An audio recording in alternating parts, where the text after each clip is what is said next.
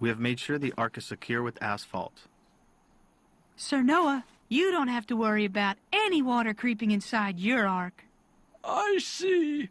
Finally, the ark is complete. O holy God, we have built the ark as you have commanded us. Noah is a righteous man and does what God says to do. But the other people on earth are bad. That makes God sad. God tells Noah to build an ark.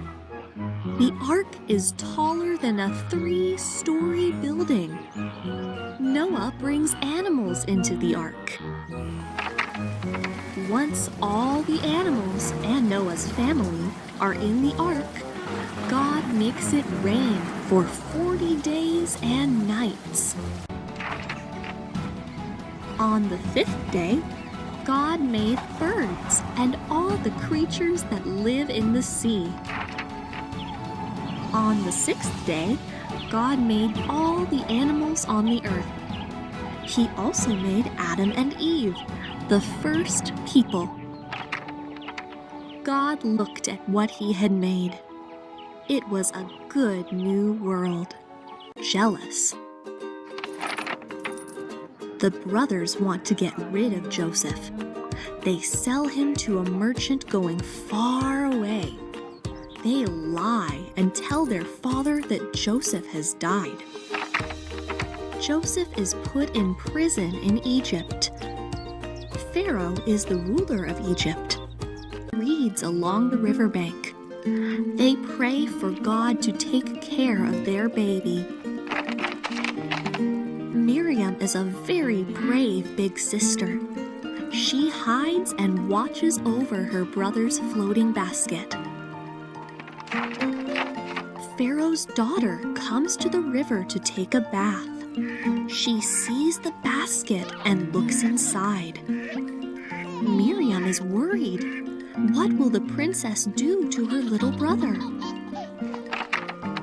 The princess picks up the basket and says, "I will take care of this baby as my own."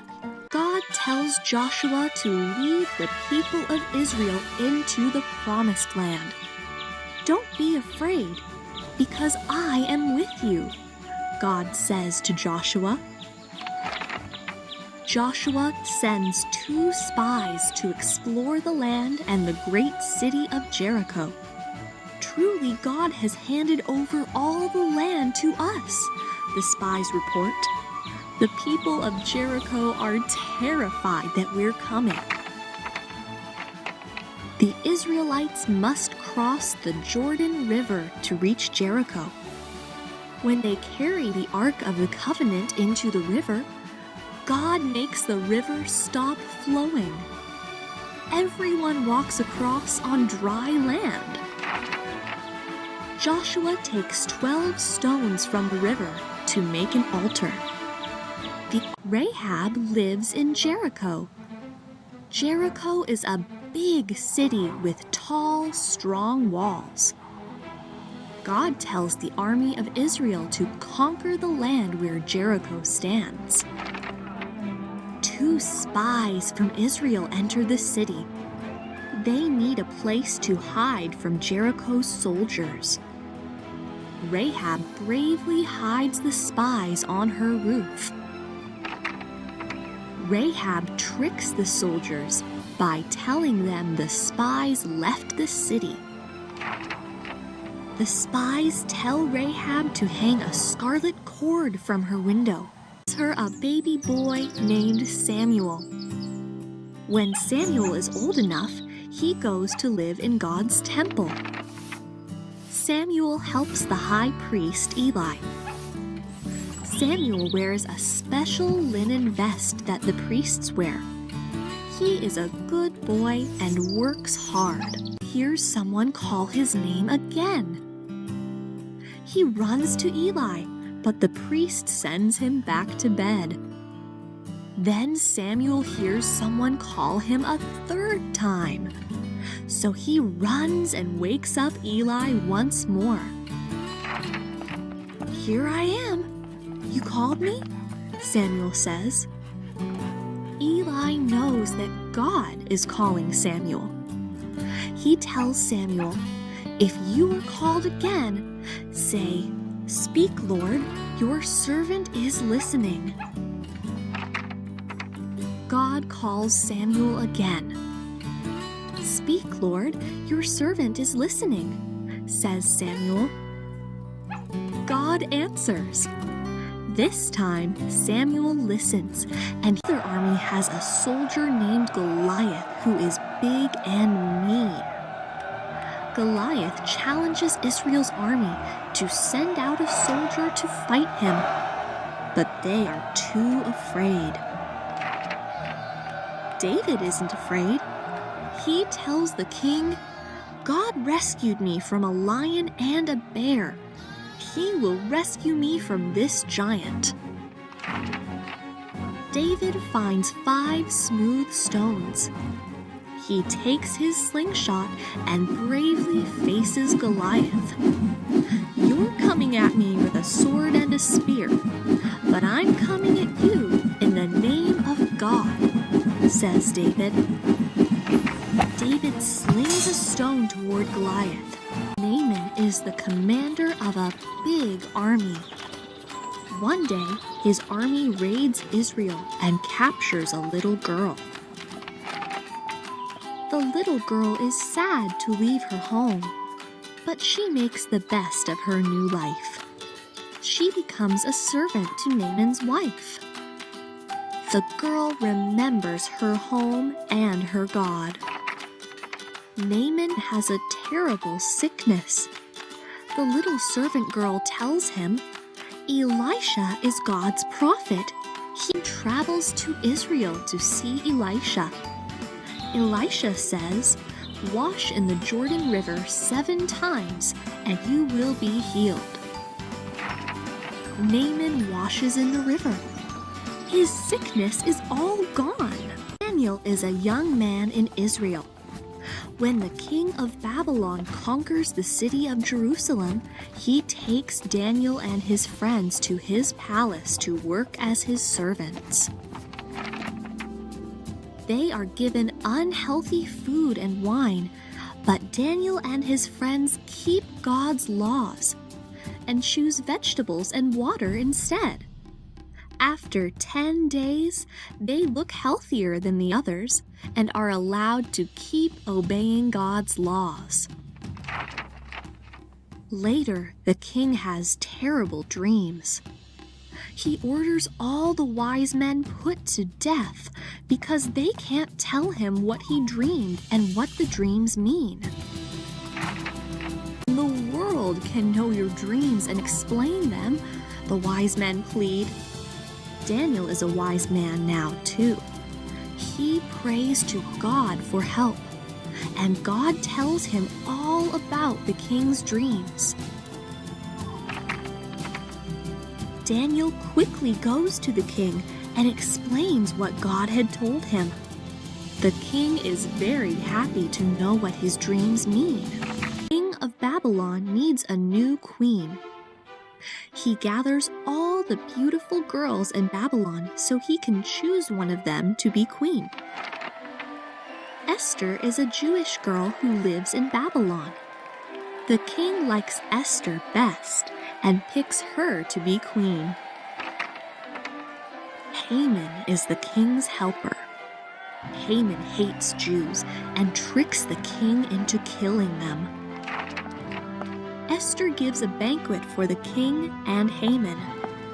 The king likes the banquet so much that he says, "Esther, I'll give you anything you ask for." Esther answers, "Haman wants to kill my people. Please stop him."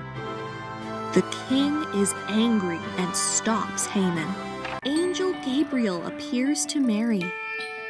"You will have a son, and you will name him Jesus." Mary visits her old cousin Elizabeth. Elizabeth is going to have a baby too. Mary tells her, "The Mighty One has done great things for me. Mary and Joseph must travel far away to Bethlehem.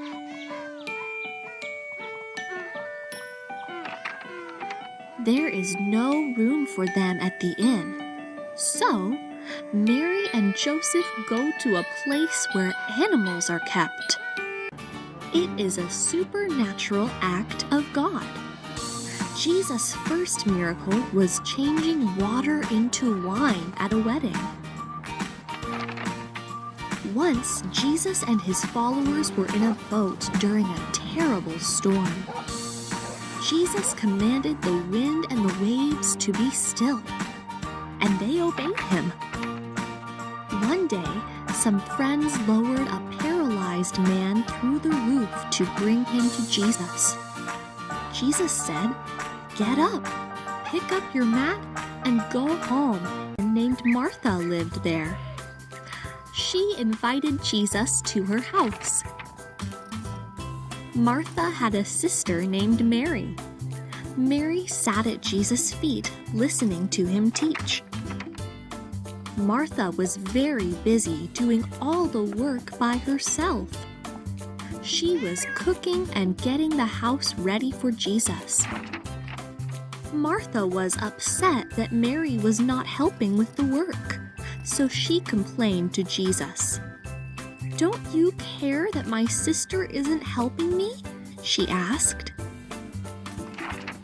Jesus tells his followers a story about the Good Samaritan. In the story, a Jew is traveling from Jerusalem to Jericho. Robbers attack him. A priest goes down the same road. When he sees the hurt man, he doesn't stop to help. A man who serves in God's temple sees the man. He doesn't stop to help either. A Samaritan sees the man and stops to bandage his wounds. He puts the hurt man on his donkey and takes the man to an inn to care for him. Pauline is a follower of Jesus. She is very sad when Jesus dies on the cross. After Jesus is placed in a tomb, Mary goes home to prepare spices for his burial. 3 days later, Mary returns to the tomb, but it is empty. She sees an angel. He says, "Jesus is not here. He is risen." Abraham's son Isaac was all grown up.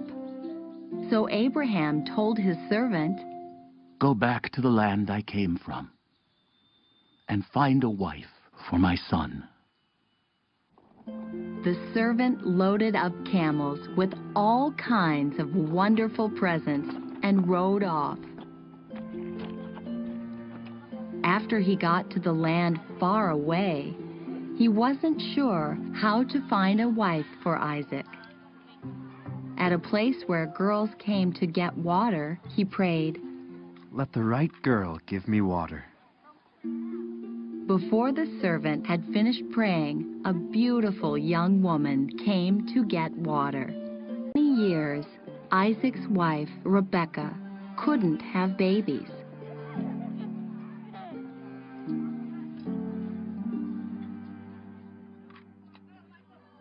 So Isaac prayed to God about the problem. God heard Isaac, and he sent 2 babies, twins.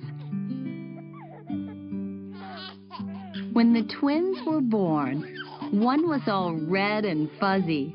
Isaac and Rebekah named him Esau. Jacob had tricked his older brother Esau, who became very angry. Jacob was afraid and ran away from Esau. That night in the desert, Jacob had to sleep outside with a rock under his head for a pillow.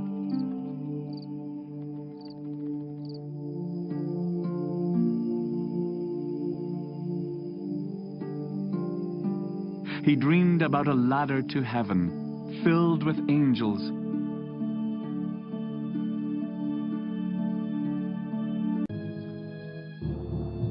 Jacob was mad at Laban.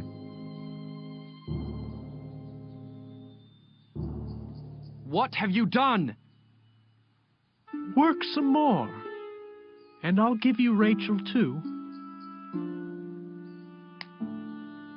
Jacob married Rachel and worked 7 more years. And now, blessed by God, you are man and wife. But he loved his son Joseph best.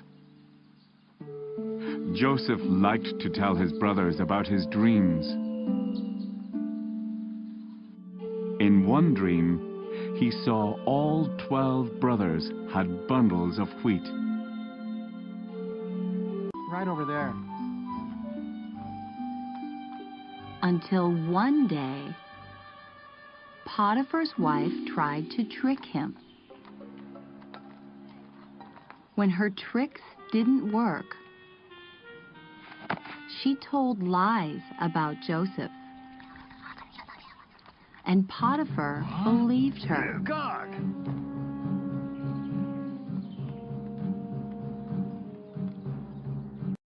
He was innocent, so the king of Egypt let him out.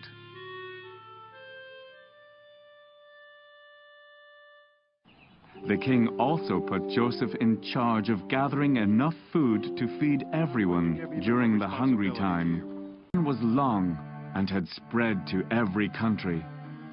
Soon, Jacob and his 10 sons needed more food. So the sons went back to Egypt, this time bringing young Benjamin with them.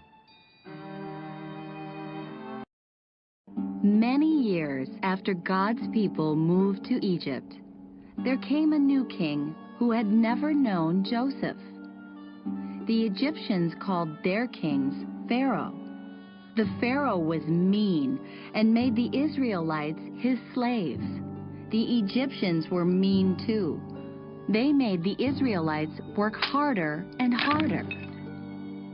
Moses the Israelite was adopted by Pharaoh's daughter. He grew up in the great palace of Egypt.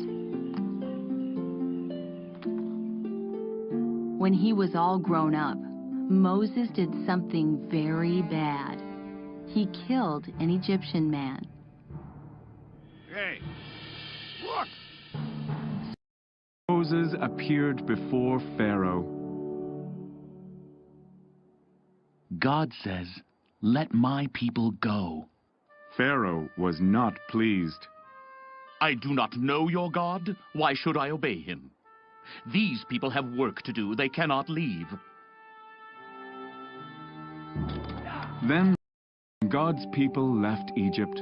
They marched out into the desert. God did something very special to help them. He sent a tall cloud to guide them during the day. He led his people out of Egypt, heading for the Promised Land. He had parted the Red Sea for them, and now they were in the desert. Soon the people began complaining. We should have stayed in Egypt. There we had meat and all the food we wanted. But Finally, it was time for God's people to enter the Promised Land.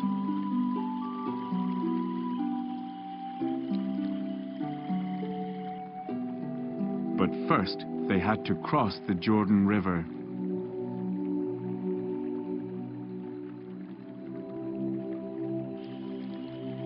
There were no bridges or boats. God told the priests to carry the holy box and walk into the water.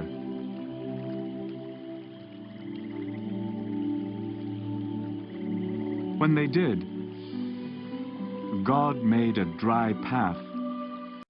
Ruth and Naomi were widows. That means their husbands had died. Young Ruth had been married to Naomi's son. One day, Naomi decided to go back home to Israel where she was born. Ruth wanted to go with her. One day, the angel of the Lord came to a man named Gideon, who was working hard on his family's farm. The Lord is with you, mighty warrior. Go save God's people from their enemy. But people camped near a walled city. The king of that city was afraid when he saw so many people camped nearby.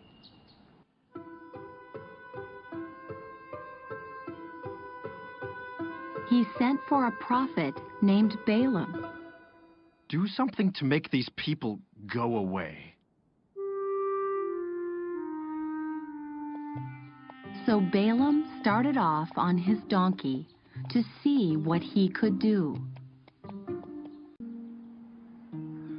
One of the leaders of God's people was chosen before he was born. An angel told the mother, "You will have a son, but you must never cut his hair. His long hair will show that he's a Nazirite, someone who has work to do for God." This baby grew up to be very strong. An Israelite woman named Hannah was married to a man named Elkanah. They were happy together. But Hannah wasn't able to have any children.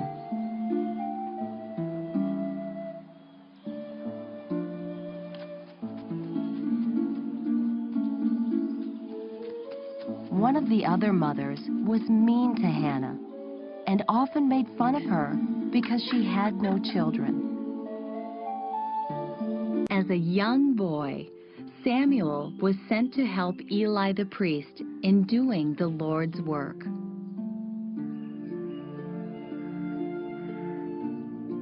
One night, Samuel ran to where Eli was sleeping. Samuel had heard someone call his name, and he thought it was Eli. "I didn't call you. Go back to bed." Samuel had become a prophet.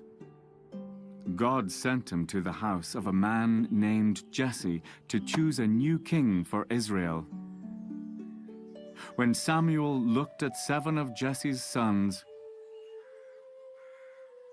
God said to him, "Don't look at how tall or handsome they are. Are these all of your sons? By killing the giant Goliath, David became a hero. God's people loved him. But King Saul became jealous of David. King Saul had a son named Jonathan, who was a prince of Israel and David's best friend. David and Solomon died. God's people were split into 2 kingdoms, Judah in the south and Israel in the north. The ruler of Israel was King Ahab, who did many things that God said were wrong. Naaman was an important soldier in Damascus, but he got a terrible skin disease called leprosy.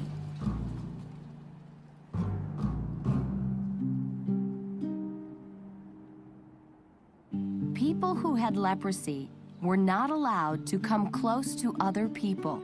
Babylon was ruled by the king of Persia. But God's people were still living in Babylon. One of them was a young woman named Esther. The king of Persia wanted a beautiful young woman to be his queen. God's people were captured and taken away to the country of Babylon. The king of that country was named Nebuchadnezzar. 3 young Israelites, Shadrach, Meshach, and Abednego, worked for King Nebuchadnezzar. Daniel was one of God's people who was a slave in Babylon. But God had blessed him with power to understand dreams. Years ago, he had even helped a king of Babylon understand a dream. God spoke to a man named Get up, go to the great city of Nineveh, and preach against it. I see the evil things they do. A priest named Zachariah, who went to God's house one day to worship.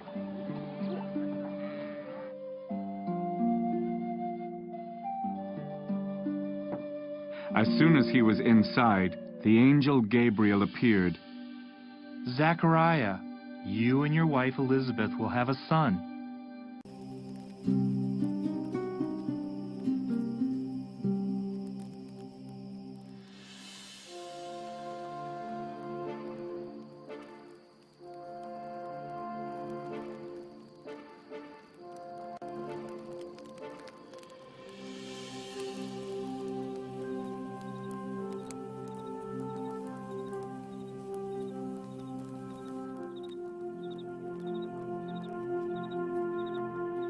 And that star led you to me. Oh, how lovely. Oh, I have lots of Jews in my province. They practically think they own this place. The angel Gabriel went to see a young Israelite woman named Mary, who was engaged to marry Joseph, the carpenter. Don't be afraid, Mary. God is pleased with you. You will have a baby and will call him Jesus. Year, Jesus' parents went to Jerusalem to celebrate the Passover. When Jesus was 12 years old, his family traveled to Passover along with many other families.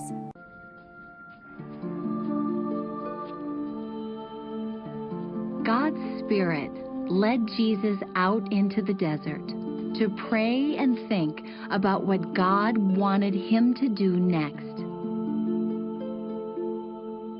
Jesus fasted.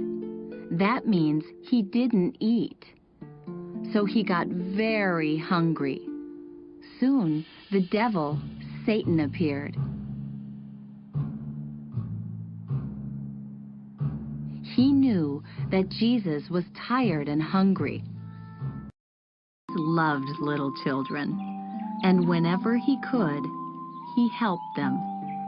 One day, an important man begged Jesus to come to his house and heal his sick son. But Jesus didn't go. Instead, he said, "Go home. Your son will live."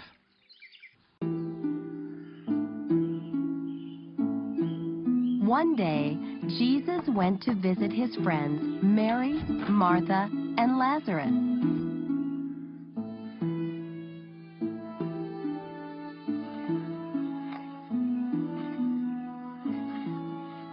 Martha was busy getting the meal ready, while Mary sat listening to Jesus talk.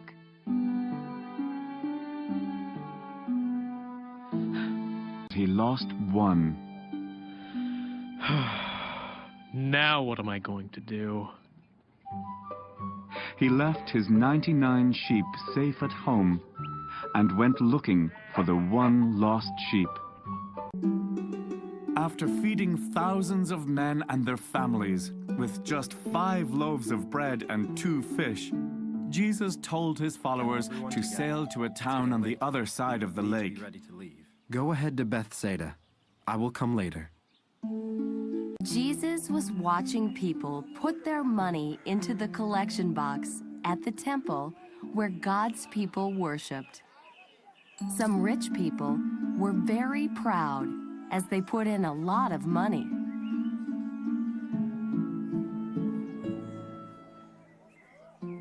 Then a very poor woman came.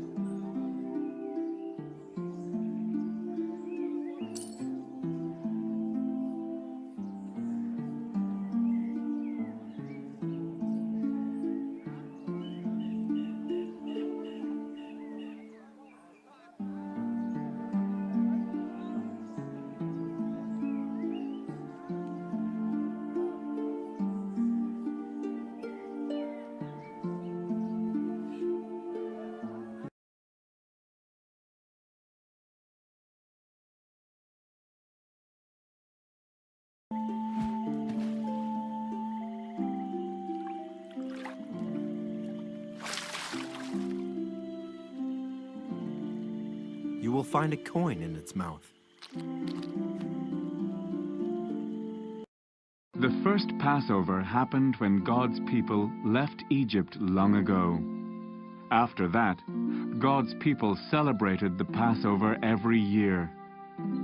One year, Jesus and his closest followers traveled to Jerusalem to celebrate the Passover. Placed on his head, and he was hung between two thieves. The skies turned black, and Jesus died. Later that night, he was buried in a tomb. Jesus went back to heaven. His friends and helpers were praying together in a big room. Suddenly, something amazing happened. After Jesus had been taken up into heaven, mean King Herod began doing terrible things to the followers of Jesus. He even had some of them killed. Some Jewish people were happy that Herod was doing this, because they didn't believe in Jesus or like his followers. There was a mean man chasing after Jesus' followers. His name was Saul. He was sure that everything people were saying about Jesus was wrong. He didn't believe Jesus had risen from death. He was so sure he was right that After Paul became a follower of Jesus, he went everywhere, teaching people about the Lord.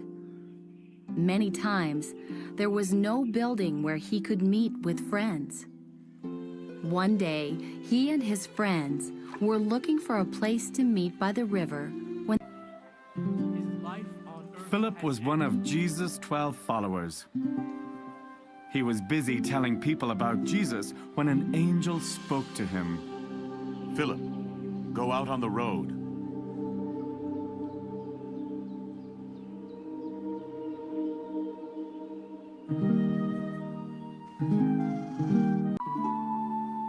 Paul was a missionary who traveled to Athens in Greece to tell people about Jesus. In Athens, he saw an altar with writing that said, "To a God who is not known." the biggest promise God ever made was that his children will live with him in heaven forever.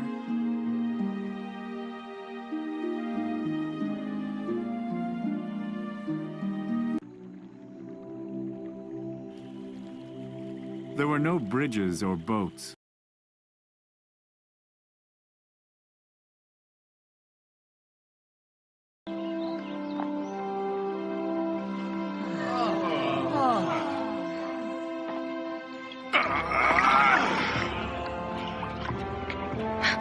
You are the strongest man in Canaan. You are the prettiest woman. Mother, father, I found the woman I wish to marry. I am not trying to trick you. I am warning you. God can perform many miracles.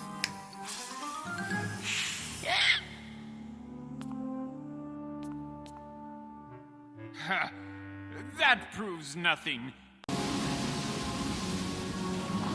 And the sea parted, just as God had promised. Come on, follow me.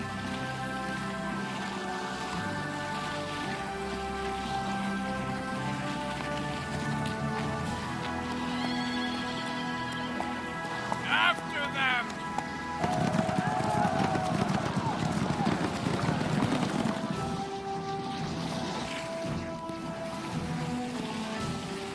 Here they come again.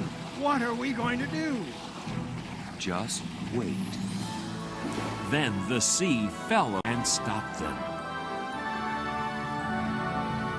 Thank you, God, for saving us.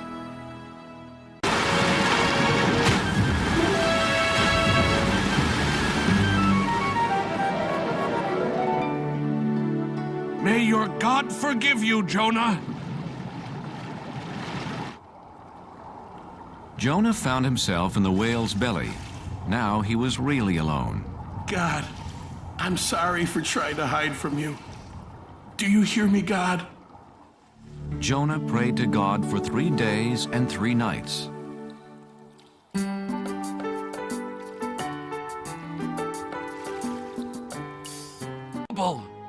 No, Pharaoh. God has sent you this message so that you can prepare. Build barns to save some of the food that grows in the 7 years of plenty. Your people will have plenty to eat.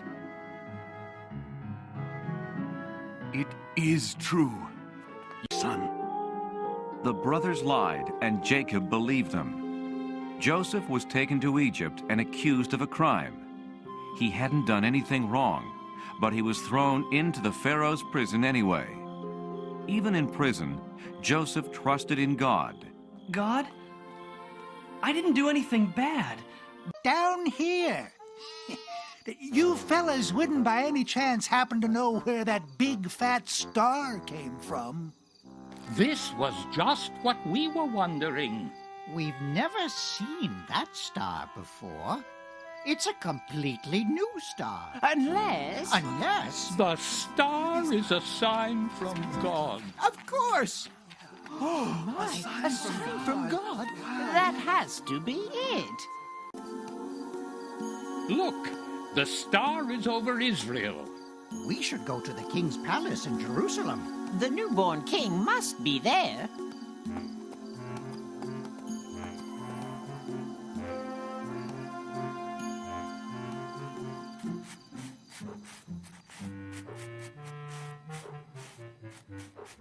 Please forgive me, Your Majesty. I am so sorry to wake you, but the most unusual thing has happened. Tell me what it is already. And it better be good, or I'll have you locked up. Yes, of course, Your Majesty. It's just that there are wise men visiting from the east. Yes, and? Try and find him. And if you do find him, come and tell me where he is. I would like to worship the new king myself.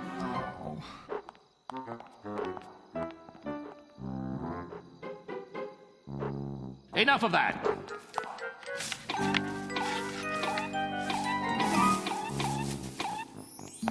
When the wise men left the palace, they looked into the sky and saw the star once again. Look! There it is, unto Bethlehem. Here. We have brought gifts. The wise men gave Jesus gold and sweet-smelling perfume and incense. Thank you. Thank you for letting us worship the king.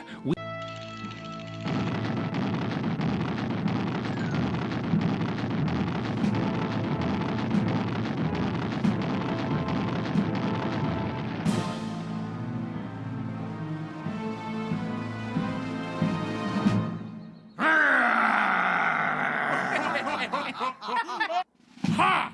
Do you think you can fight with sticks and stones? You'll be sorry!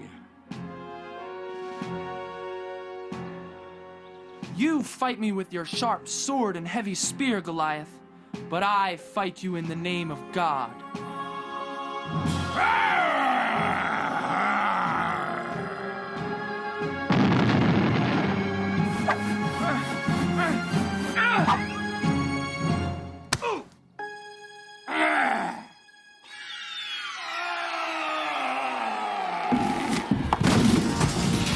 Better than this mess.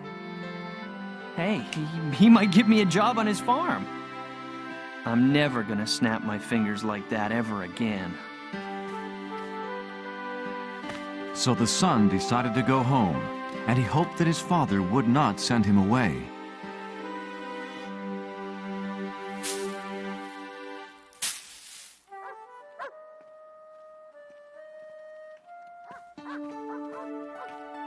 Thank God, he's come back. Sir, Your son is coming home. Benjamin? My son is back?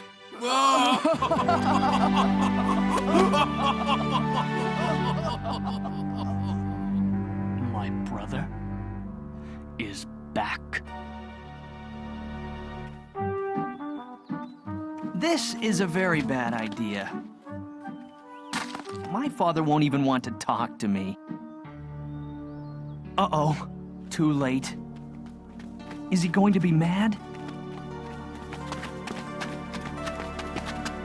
Father, I'm sorry for leaving, and now I only ask to work in your fields. I shouldn't even be called your son anymore. Oh, welcome. Oh, welcome home. I'm so happy you're safe.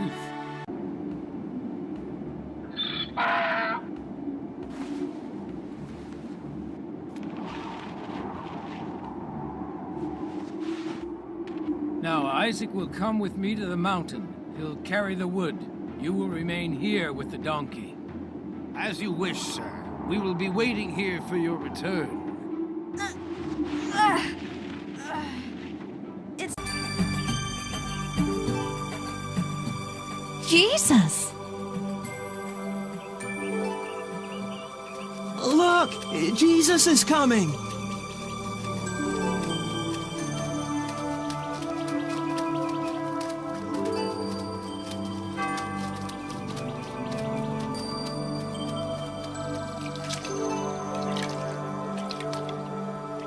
Where they pitched camp, next to a holy mount.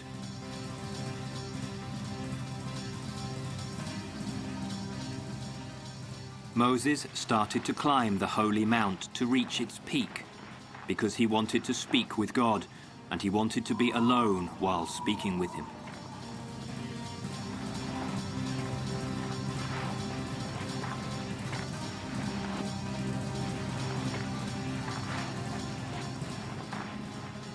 When he reached the peak, Moses called out for God. Lord, Lord, here I am! Moses, Moses, speak like this to the house of Jacob and tell this to the children of Israel.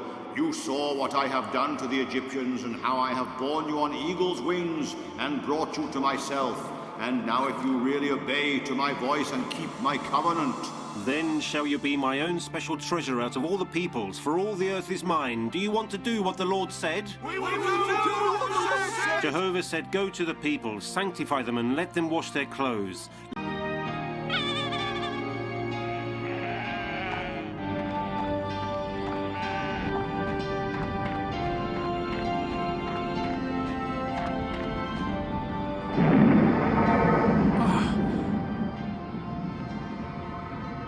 Why is the thorn bush not burning? Moses, Moses! Here I am. Don't get closer. Take off your sandals, because the place you're standing on is holy ground. So much to do, and so little time. Don't worry, Father. They will cry one day for laughing at us. If only they were wiser. I'm wondering how we're going to get the animals into the boat. We need to figure out a way. Father, look over there. It's a miracle. And it was a miracle. God had brought one pair of every animal and bird on earth to the ark. Tigers, lions, elephants, giraffe, zebras. Very surprised, but she knew her husband was doing what God told him to do. They didn't have any family when Noah began building the ark, but even as he was building, it took many, many years, God gave Mr. and Mrs. Noah 3 sons, Shem, Ham, and Japheth. How exciting it must have been for those boys, playing around the building materials, helping their father work. Their parents taught them to also love God and to obey Him as their Heavenly Father.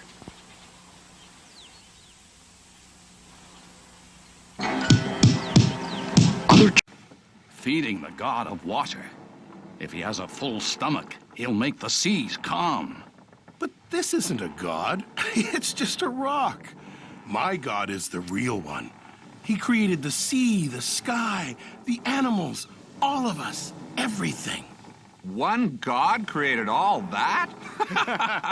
I don't think so, Jonah. And live to tell the tale. So, there they were. The Philistines standing on the top of one hill, God's people standing on top of the other. Every day, Goliath came out and shouted, "Send your best soldier to fight me. If he wins, we will be your slaves." Perhaps it's the gardener, she thought. He'll know where Jesus' body is. "I don't know where Jesus is," Mary said urgently. "I can't find him." But it was all right. Jesus knew where she was, and he had found her. Mary. Only one person said her name like that. She could hear her heart thumping. 40 long days and 40 long nights. Finally, the rain stopped. The sun came out, and Noah threw open all the windows. "Hooray!" everyone shouted. Noah sent his dove out to explore, and it wasn't long before she brought him back a fresh olive leaf. The population, knowing about the battles the Hebrews had won during their march, closed the gates of the city to defend themselves, and nobody could come in or out of the city after the bell. They all feared the Hebrews.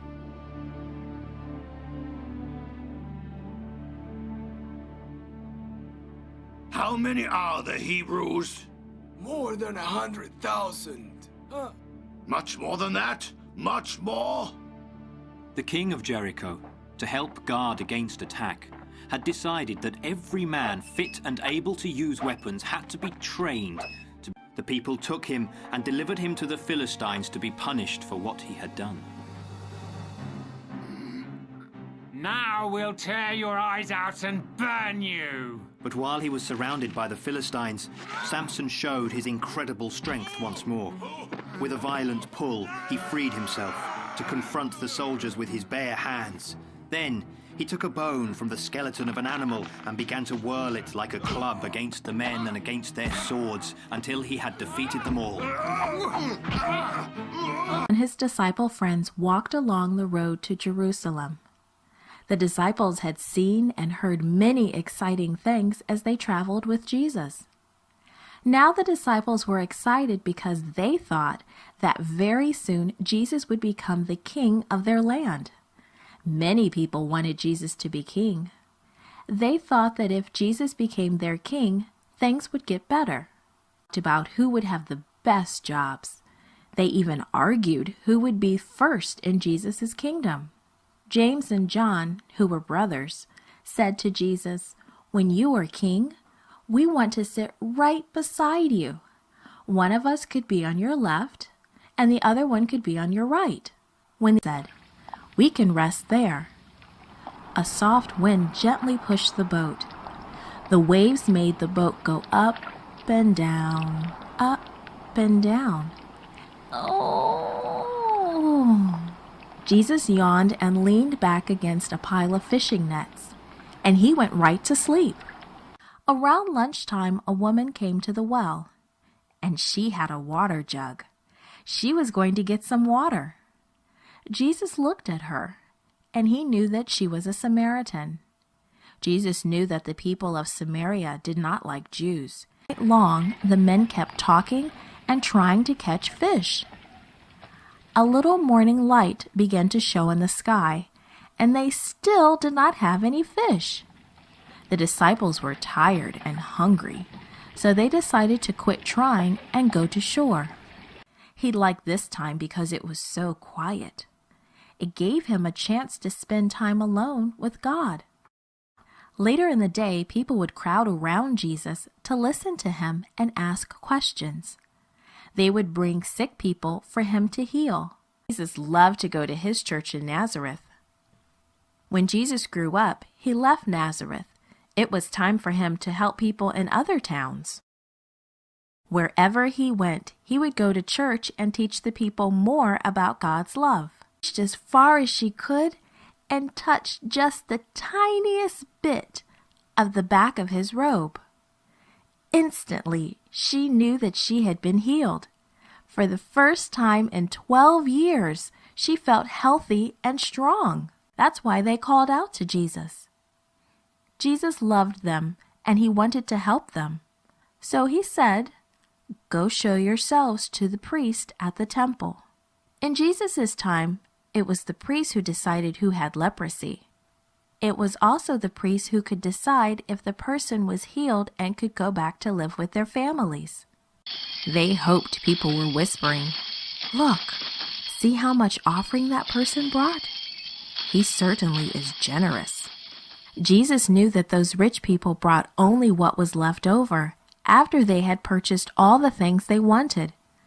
He knew that they had not given. Jesus noticed a woman at the collection box. He knew that her husband had died and that she was a widow. Many times she had no food to eat. The woman looked around to see if anyone was watching. She was very embarrassed because she could only bring a very tiny offering. When she thought no one would see her, she slipped 2 tiny coins into the collection box and hurried away. But Jesus had seen her. He had seen the 2 tiny coins she slipped into the offering box. Jesus said to his disciples, "This poor widow has put in more than all the others. The juice is all gone." Jesus looked around. He saw some big water jugs. He spoke quietly to the servants and said, "Go fill the big water jugs with water." They were puzzled.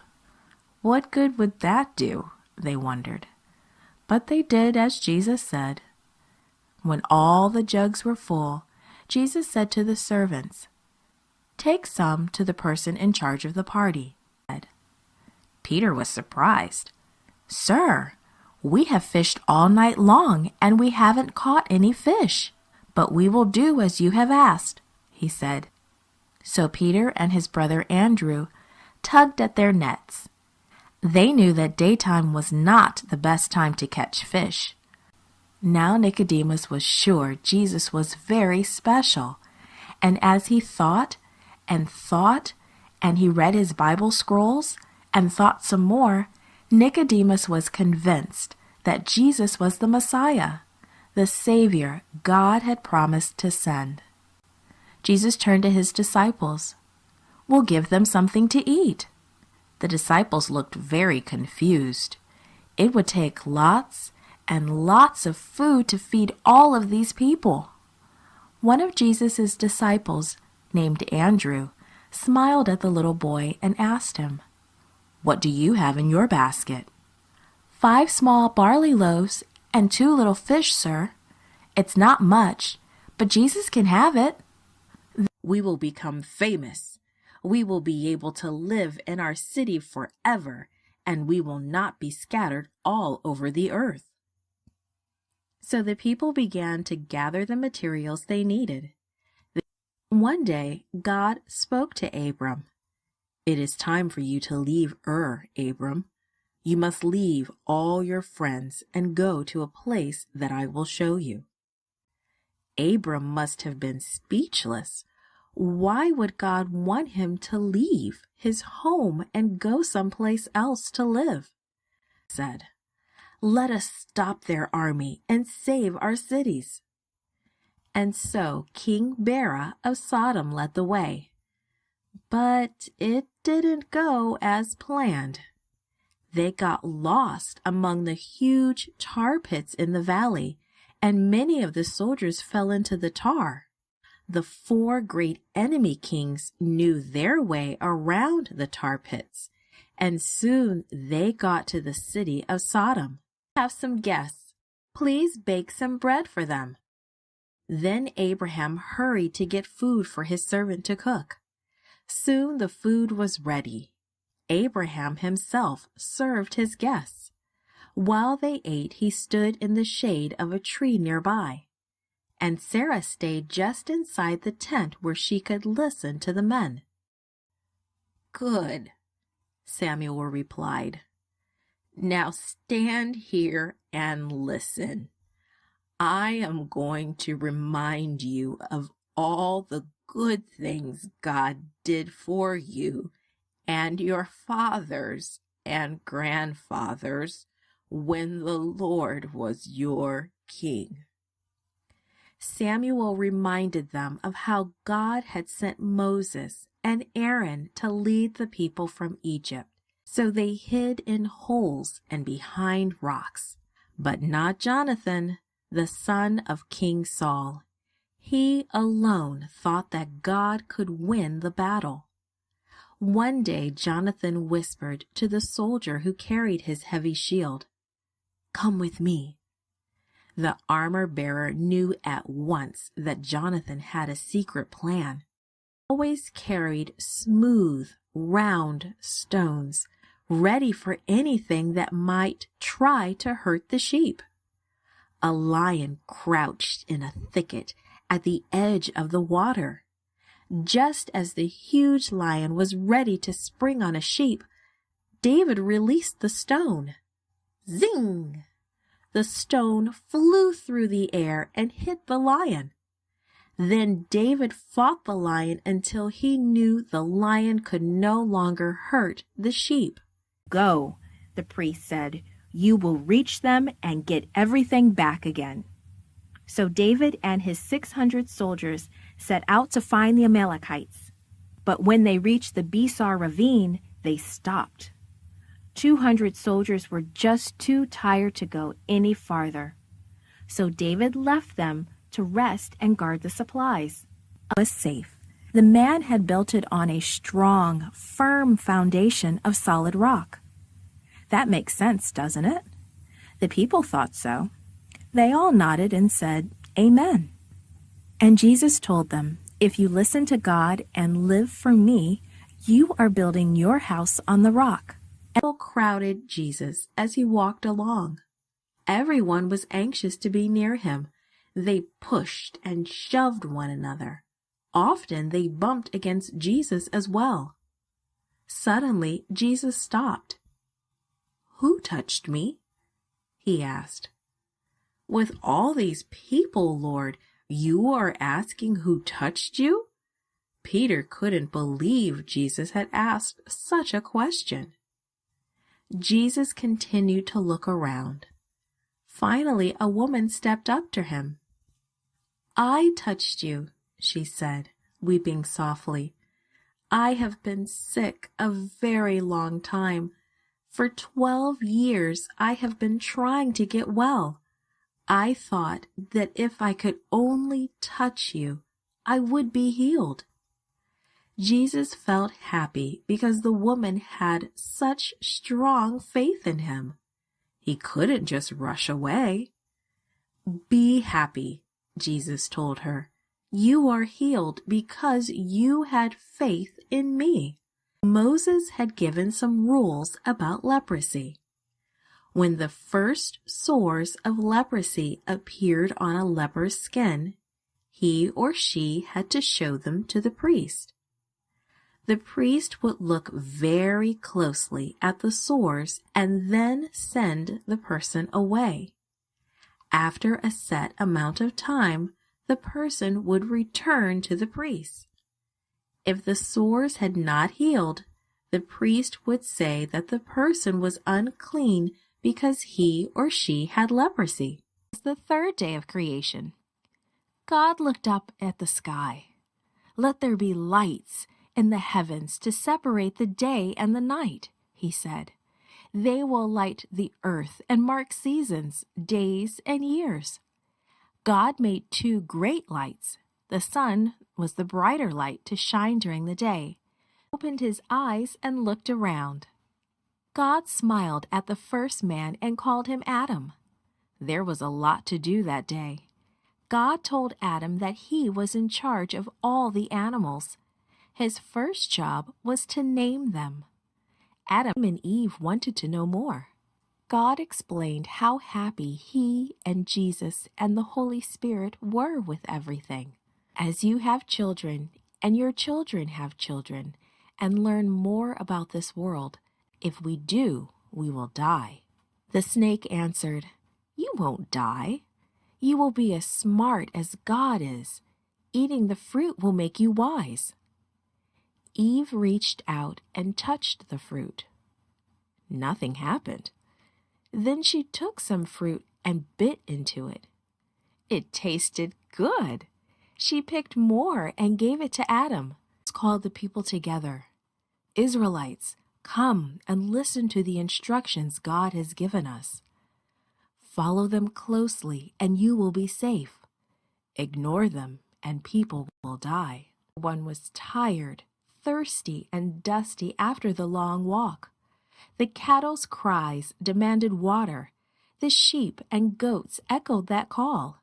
The donkeys brayed, and their own boat weren't catching anything either. In a few minutes, Simon Peter began to haul in the net, hand over hand. He hoped to see the glimmer of fish in the moonlight, but there was nothing. He piled the dripping net into the back of the boat. Then he began to pull on the oars and head back to shore. "Master," Simon Peter replied, "I've been on this lake all night long with James and John, and we didn't catch one fish." He paused and thought for a minute. "But if you say so, I will try again." With a swishing sound, the net flew up into the air and landed with a splat on the water, then sank silently. In a few minutes, Simon Peter began to pull in the net. He could not believe it. The net was full of glimmering, writhing fish. People used to say that all tax collectors were liars, cheats, and thieves. But there were good tax collectors and bad ones. The Romans did not pay them for collecting the taxes. They just assumed that the tax collectors would charge people a bit more. Soon, some of the mothers hurried through the help. No one was turned away.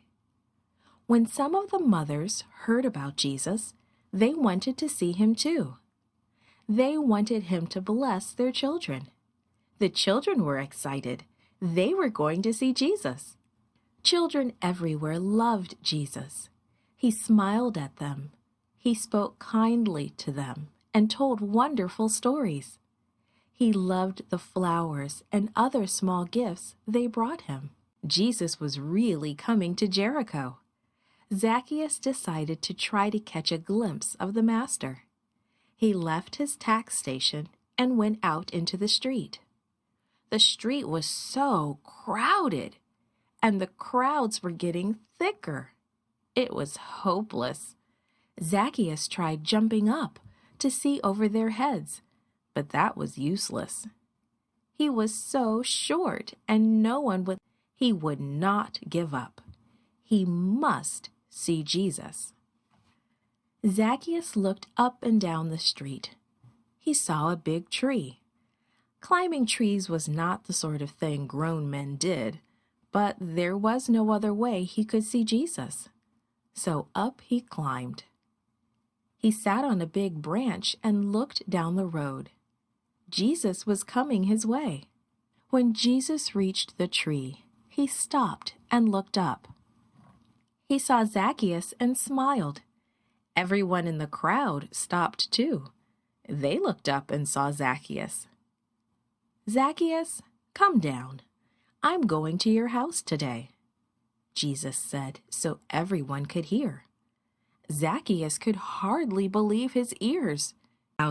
As judges do today, she sat outside under a palm tree. When people had a problem, they came to her to help them find a solution. They asked her for advice. Again and again, she heard how the people were sorry for turning away from God and for worshiping idols. They asked her to teach them to worship the true God. A fleece in his hand, and spoke quietly, "If you are going to help Israel defeat Midian, let this fleece be wet tomorrow morning, and the ground under it be dry." The next morning it was just as Gideon had asked. No dew had touched the ground, but the fleece was soaked. When the Philistine leaders found out about this, they went to see Delilah. "We'll give you lots of money if you find out the secret of Samson's strength," they promised. 3 times Delilah begged Samson to tell her his secret. 3 times he told her a lie. 3 times she tied Samson, then called to him, "The Philistines are attacking you." 3 times Samson escaped easily. The boy sat up and looked around. Then he scurried out of bed and dashed to Eli's side. "I am here," he said. "You called me?" "No, Samuel, I didn't call you," responded Eli. "Go back to bed." So Samuel returned to his bed. "I'm sure I heard Eli," he likely thought as he snuggled under his blanket again. "Samuel! Samuel! That voice again!" And he led the Hebrew people in celebrating those idols' holidays. Daniel decided that no matter what happened, wicked King Jehoiakim could not force him to do wrong. Daniel was not alone. He also had 3 friends, Hananiah, Azariah, and Mishael, who everyone looked forward to their first meal in Babylon. They were to eat the best food. It was the same food served at the king's table. Rich roasted meats and sweet wine were on every table. The sweetest desserts in the whole land were there for all. Twice the wise men asked about the dream, but the king could not remember. He became so angry that he ordered that all the wise men in the empire were to be killed. Daniel and his friends were not among the men who had been called before the king, but they were among those who would be killed. When they heard about it, Daniel talked to Arioch, the captain of the king's guard. Daniel asked Arioch to explain what was wrong. King. He asked Nebuchadnezzar for time to discover the dream and what it meant. Daniel and his friends spent that night in prayer. As they prayed, God gave Daniel a vision. He showed Daniel the king's dream and told Daniel the meaning. Like an animal until 7 times pass. I have made this decision so that the living may know that God is the ruler of all the kingdoms. Belshazzar's party began in the morning and lasted all day. He probably had dancers and storytellers to entertain his guests.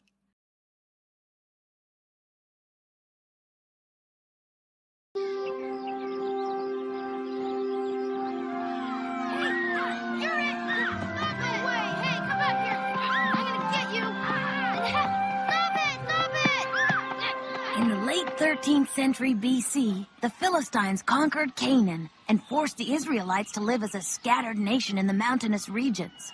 Here in Zorah, a city of the Israelite tribe of Dan, lived a simple shepherd named Manoah. Tie his hands! Stop it! Please! What are you doing? Get him up. This is payback for turning father against us.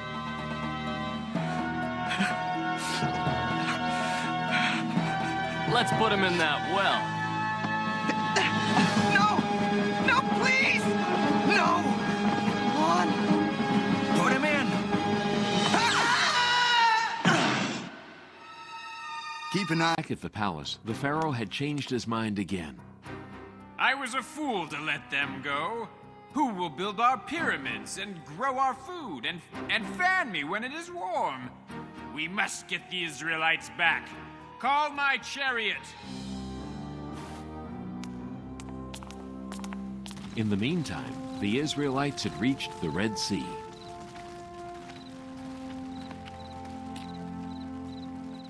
Moses, look behind us! The Pharaoh's army!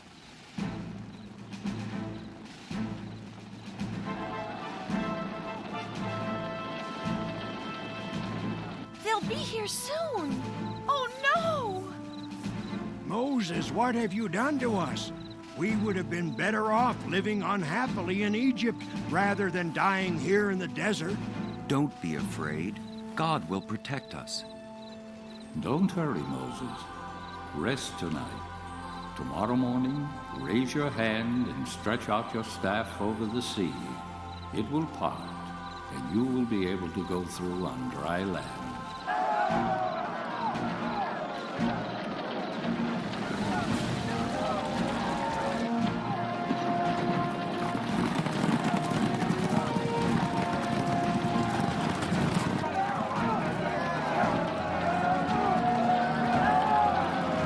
And skinny cows mean that after that, for 7 years, no crops will grow and your people will have no food.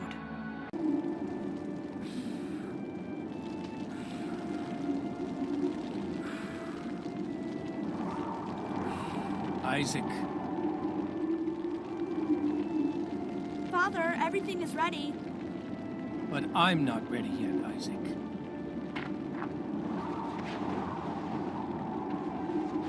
Why not? Because the lamb is going to be you, my son. You. Are you saying that I will be the sacrifice? The will of God is sacred? If the Lord has ordered you to do this, I will also have to obey.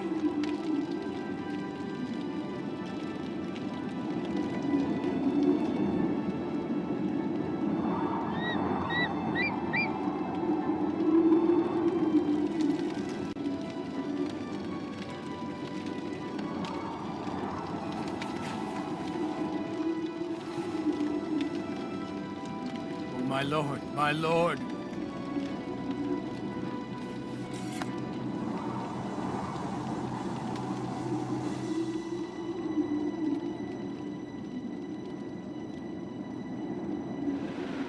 Abraham, you are truly faithful to me.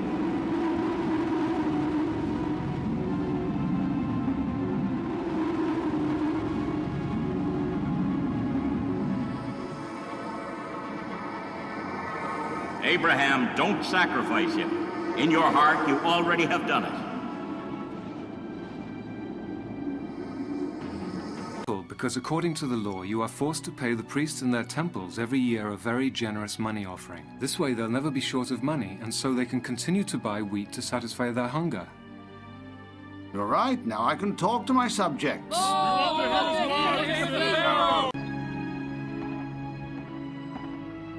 Joseph, our father calls us to his deathbed. Benjamin, what happened? Our father, he wants us all to gather around his bed right now. Let's go straight away then, Benjamin.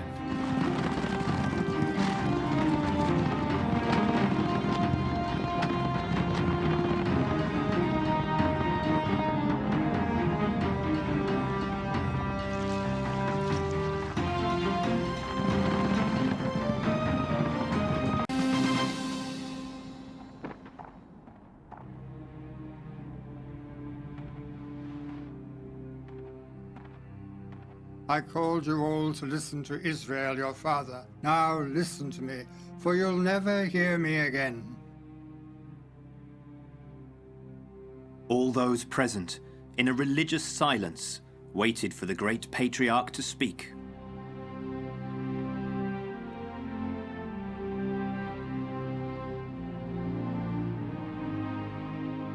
The God before whom my fathers Abraham and Isaac walked, the God who has been my shepherd since the day I was born, the angel who saved me from all evil, may always be with you and never abandon you all your life. Now, I'll also take this. You've made a good bargain, Greek. The Israelis!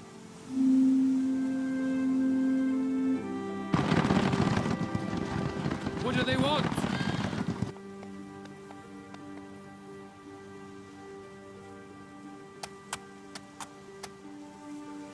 Listen, in King Solomon's name, your slaves are now free men. As for your pillagers and merchants, you will pay with slavery in the king's mines for the crime of invading the villages of the children of Israel and stealing their livestock. This is my decision on behalf of my father, the great King Solomon.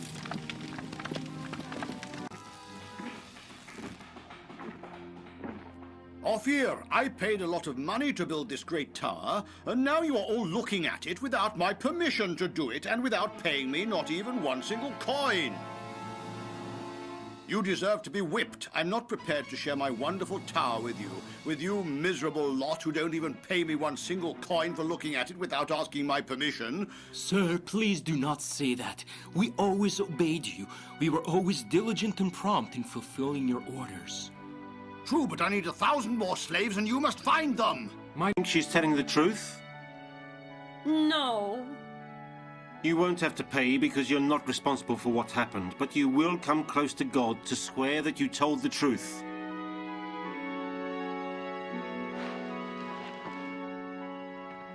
It's your turn to speak.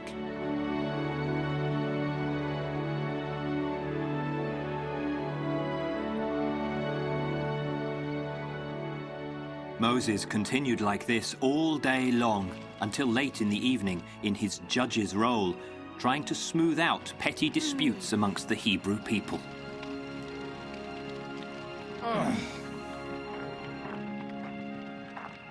Thy father and mother. Do not murder. Do not commit adultery. Do not steal. Do not bear false witness against your neighbor. Commandments. You 70 men are to return to the mountain with me. God will meet you there as he did me. You will see for yourselves, but first I must write in a book the commandments God spoke to me. They are good commandments. That fellow Moses says that his God is the only God. One God? That's ridiculous. 7 days after the waters were turned to blood, Moses again brought God's judgments on Egypt. Jacob instead went to Succoth. There he built a house for himself and huts for his cattle. Then he left again and went to the city of Shechem, and he camped there.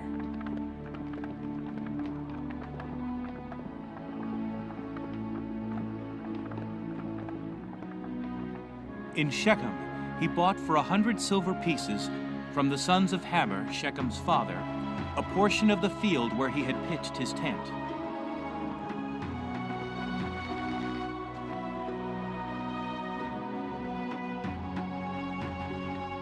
He knew us. I don't think he knows us. When could we have had anything to do with the Viceroy of Egypt? Never, never.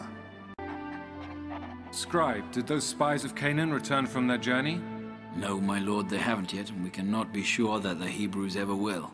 If they do not return, we will be forced to kill the hostage. We have to wait a little longer, my lord. They may have come across some kind of difficulty or problem on their return journey. You are right. I did not think of that. Why are you giving me all this food? I've already told you I've had enough. I'm not hungry. Viceroy ordered me to. This food is good.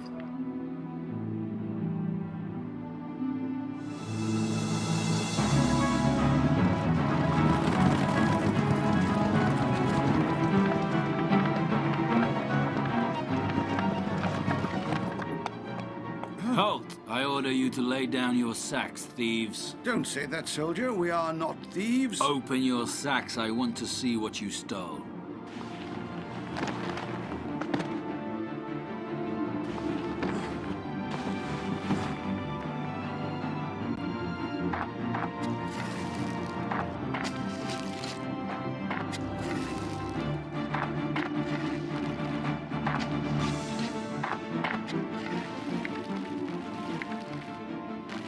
I was right. You are thieves. Why do you repay good with evil? Look down! There are marauders! They're killing everybody. What should we do? We'll continue on our way. The men are more exhausted and thirsty than the beasts. What happened happened, and nobody can change that. Lot, you're cruel. I will never refrain from helping whoever is in danger and pain, even if it costs me my life. Go now. Command the men to follow me.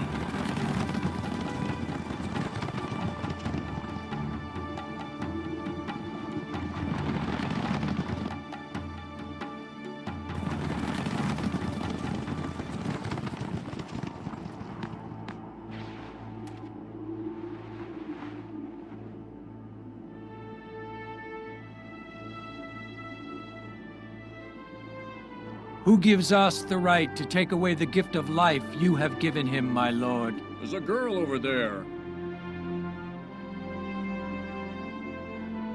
But she's only a child. She was born a maidservant. What will I call her? Call her Hagar. So you'll now be called Hagar. Come with me. Crazy old man. Anyone who would do this!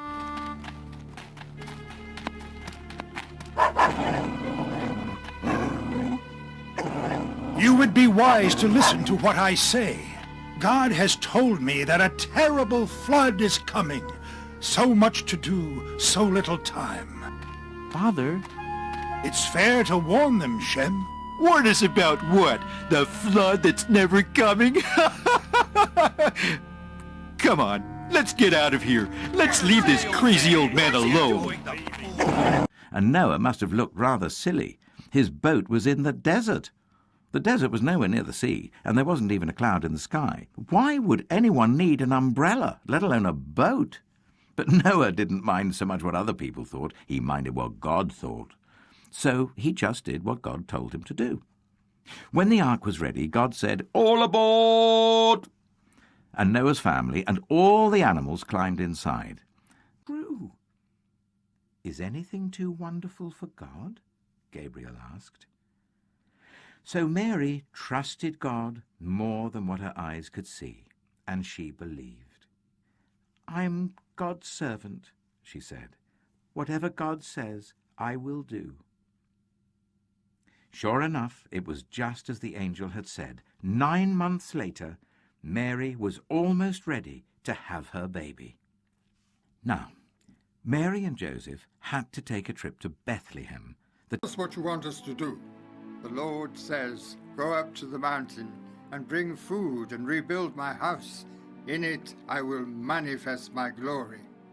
This is what the Lord says. "My house is laid to waste, while each of you is busy building his own. Therefore the heavens did not let their dewdrops fall upon you."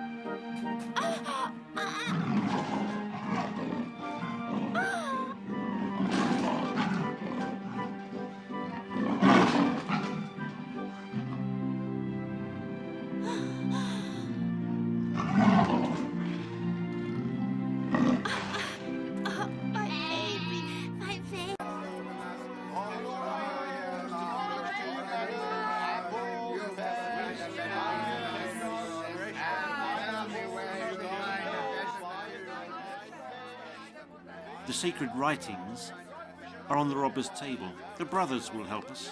Cannot allow the pillagers to defile the scrolls of the word. Let's go then. We're wasting time. Yes, my brother, we are. Indeed, we had better go. Earth.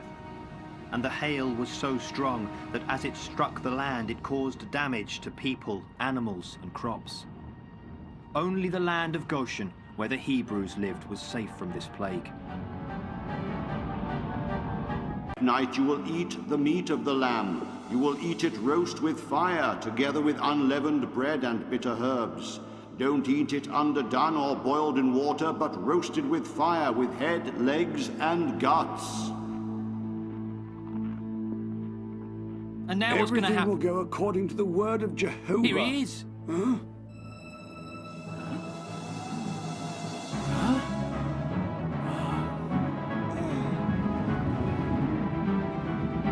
Pharaoh's fury increased during the chase, and he was desperate to get his hands on the Hebrew slaves and to punish them severely. But one of the knights on watch, whose name was Hosea, realized the danger and gave the alarm. I saw a great Egyptian army coming towards us. There are so many, so many. The Pharaoh leads them. What will we do now? Let them trap us like stupid rabbits? We must run away before the Egyptians get here. You're too fearful. We must face them. Stupid! Moses dragged us into a trap. We gotta get out before it's too late.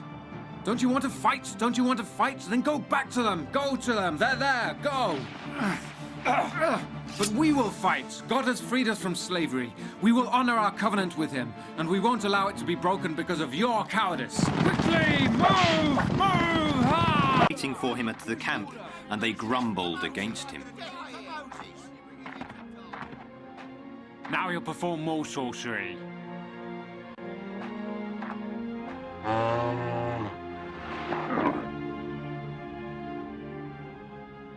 But Moses trusted God's words, so he passed among them and went towards a mountain.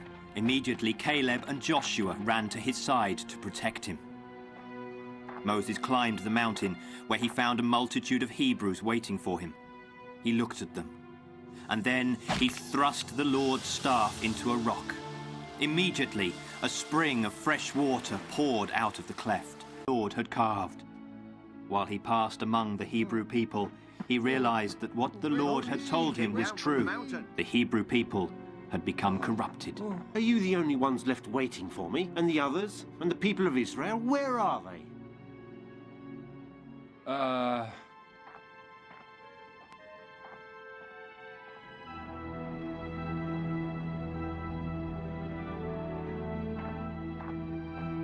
He lifted a large rock from the ground and hurled it at the golden calf, knocking off its head and smashing the idol from its pedestal onto the ground. Oh, my brother! Nah, I make weapons for Jabin. My god now is the great Baal. Do you understand? I regret it, brother. I regret it very much.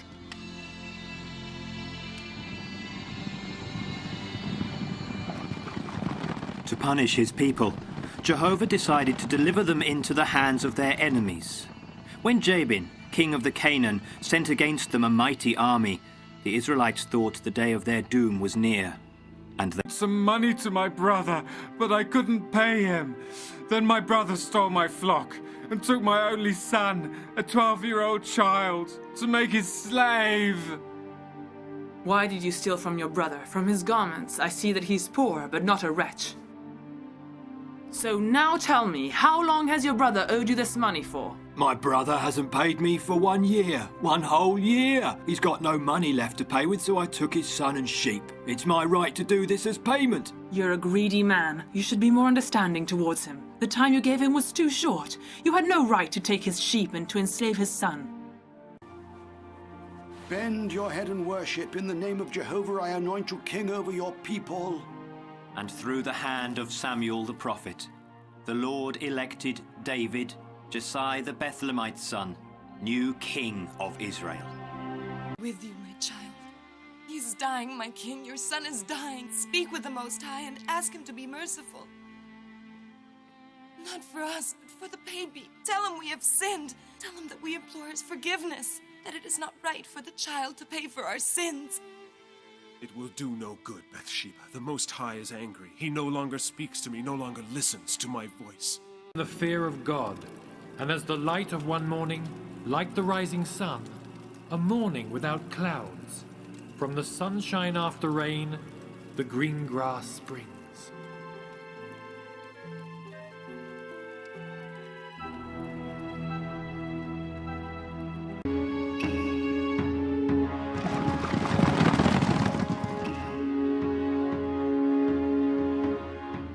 They are the soldiers of Solomon. They bring you the health of the king, my queen.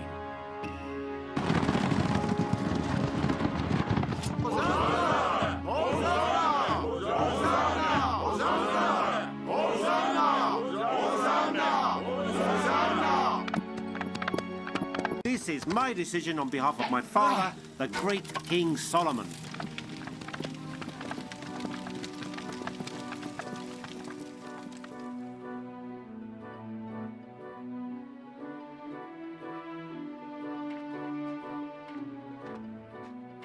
Why are you not entering? Are you expecting someone? 3 Hittites. They've promised us strong horses, and they told us to wait at this gate. Forward, children of Israel!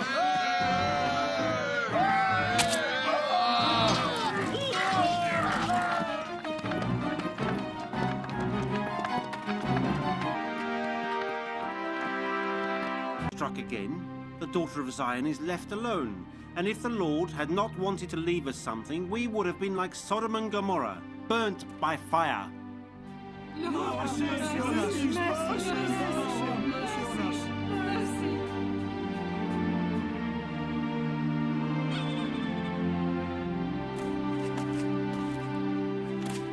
Them and sent them. Their testimony went across for centuries through the stories of the people of Israel. An Israeli escaping Jerusalem.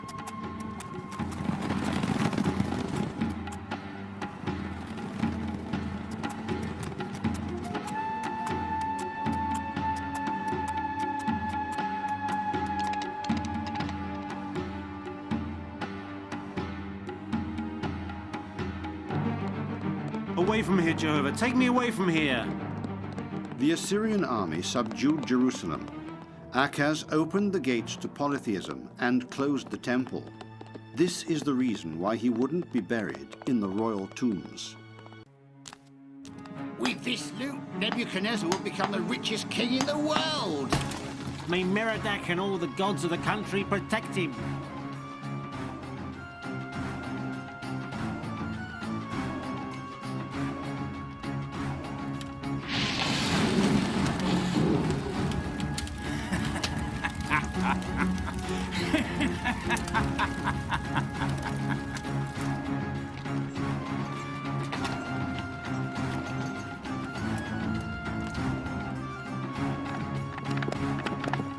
And gave the order to cut down the tree. So tell me, explain to me, is the dream about my future, the future of my kingdom? How strange. Well, it could mean no. The vision is certainly about your triumph, sir. Aren't you the master of the most beautiful city in the world? Aren't you the one who conquered and destroyed Jerusalem? It's unbecoming for a great and magnificent king as you are to be afraid of the future. But over there, more people are still coming. King Cyrus is getting closer. Everyone's running away. This morning a traveller said that he destroyed our strongholds.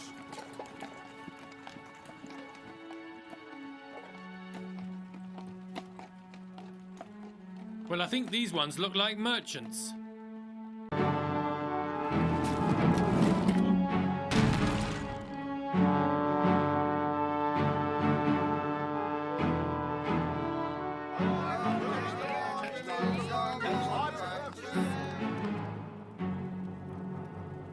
There's something that I don't quite understand. Why aren't our people capable of regaining the splendor of the times of David and Solomon anymore? Because it's our responsibility, Ephraim. We've been defeated by the nearby nations, and then by the Romans. They destroyed Jerusalem and its temple. Then everything was rebuilt, as always.